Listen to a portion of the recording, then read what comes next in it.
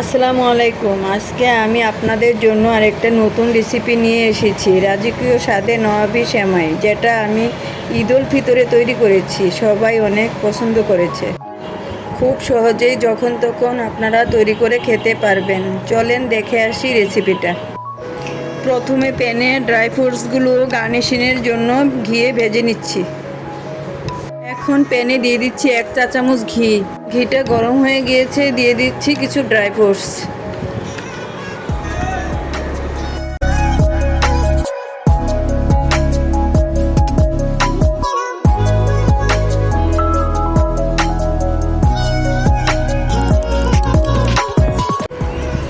আমার ড্রাই ফ্রুটসগুলো ভাজা হয়ে গেছে, এখন একটা বাটিতে উঠিয়ে নিব।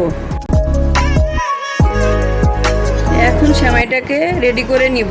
তার জন্য প্যানে দিয়ে দিচ্ছি 2 চা চামচ ঘি। গরম ঘিয়ে এখন আমি দিয়ে দিচ্ছি সেমাইগুলো।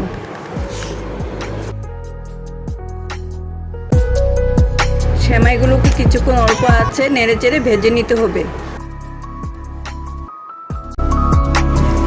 সেমাইটা ভাজা হয়ে গেছে। 1 কাপ দুধ ও চিনি দিয়ে দিব এবং এটাকে ভালো করে নেড়ে চেড়ে সেমাইয়ের সাথে মিশিয়ে ভেজে নিব। চিনিটা গলে আঠালো ভাব এসেছে। এখন এটা নামিয়ে বাটিতে প্রথম লেয়ারের সেমাই দিয়ে দিব। প্রথম লেয়ারের সেমাইটাকে চামচের সাহায্যে চেপে চেপে সমান করে নিব। কিছুক্ষণ সেট হওয়ার জন্য রেখে দিব। এখন ক্রিম তৈরি করতে চলে যাব। ক্রিম তৈরি করতে চুলাতে একটা প্যান বসিয়ে দিয়েছি, তাতে 1 মগ দুধ দিয়ে দিলাম।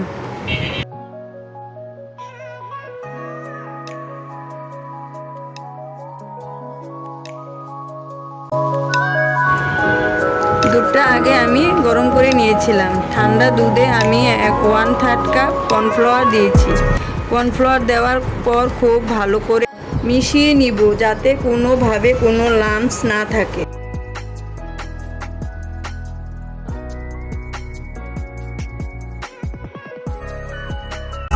আমি দুধের মধ্যে 1/3 কাপ চিনি দিয়েছি। আপনারা চাইলে কনডেন্স মিল্কও দিতে পারেন।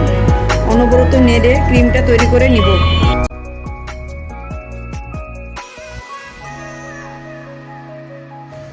দুধটা ক্রিমের মতো ঘন হয়ে গেলে নামিয়ে নিব।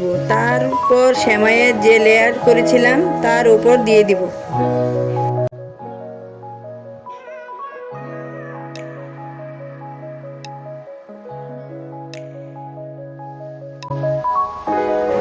এখন এটার উপরে বাকি ভাজা সেমাইটা দিয়ে দিব।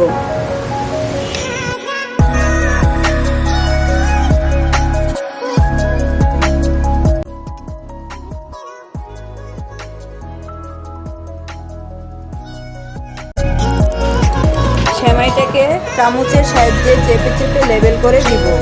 তারপর ভাজা ড্রাই ফ্রুটসগুলো দিয়ে গার্নিশ করে দিব।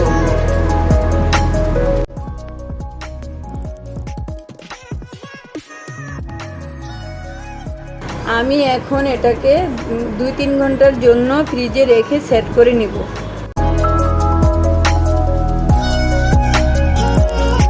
2-3 ঘন্টা পর আমি ফ্রিজ থেকে সেমাইটা বের করে নিলাম।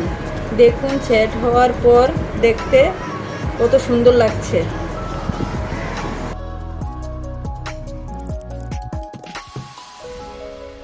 সেমাইটাকে একটা বাটিতে পরিবেশন করব।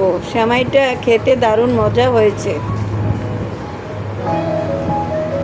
তাহলে দর্শক, আজকের মতো এখানে বিদায় নিচ্ছি। আপনারা আমার পেজে এবং ইউটিউব চ্যানেলে লাইক, শেয়ার এবং সাবস্ক্রাইব করবেন।